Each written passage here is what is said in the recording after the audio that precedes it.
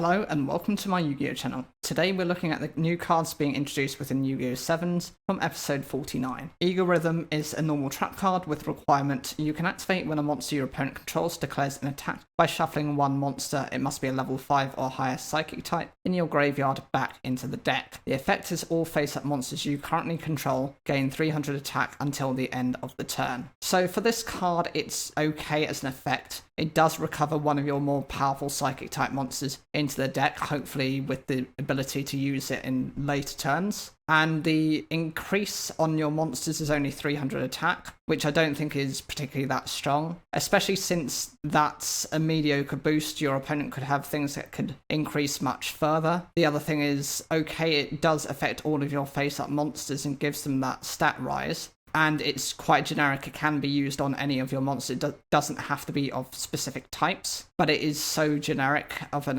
effect and so little of a boost, it's not worth running. King's Invitation is a normal spell card with a requirement you can activate if your opponent has one or more cards in their hand. The effect is to randomly choose up to 2 cards in your opponent's hand and reveal them. Your opponent special summons any monsters among them to their side of the field face up. You can special summon up to 2 normal monsters that are fiend type from your hand to your side of the field in face up defense position.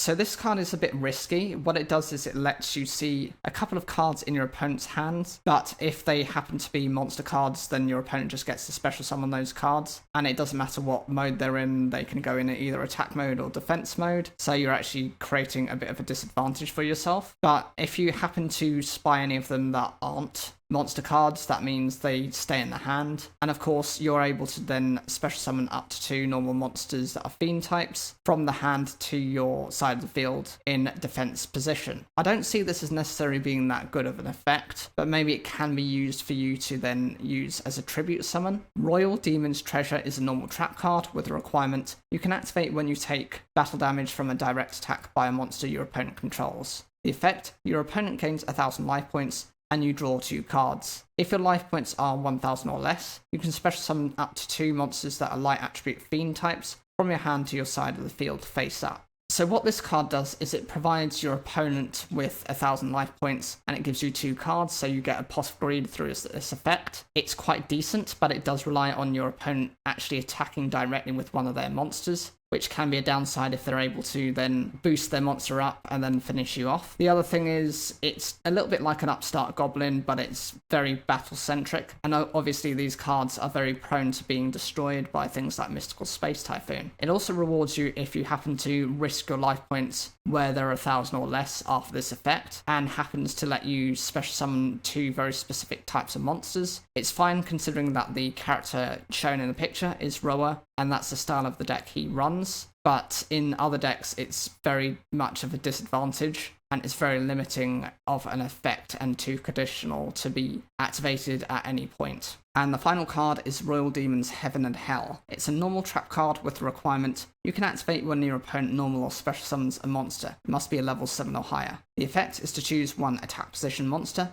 must be a light attribute fiend type you control. Until the end of the turn, it gains 300 attack times the number of monsters you control. During this turn, while you control that face-up monster, your opponent must attack that monster if able. So what this can do is boost your monster up by 900 attack. That's quite decent. Depending on what you happen to have on the field, it could end up being over 3000 attack points, and it does make itself the attack target. So if your opponent can't get over some of those monsters, that means it's going to protect your other monsters that are potentially a lot weaker. It does provide you with that one-off kind of protection, but it does have to be activated when your opponent normal or special summons that monster, and it has to meet a level requirement. It's very similar to things such as Battle Mania or Staunch Defender in that it has very similar effects, with the exception of those cards are quite generic and they don't actually provide any stat boosts. What do you guys think of these 4 cards? Personally for me, I don't think any of them is particularly that groundbreaking. I do like Royal Demon's Treasure, but it does have such a major downside. It can be not worth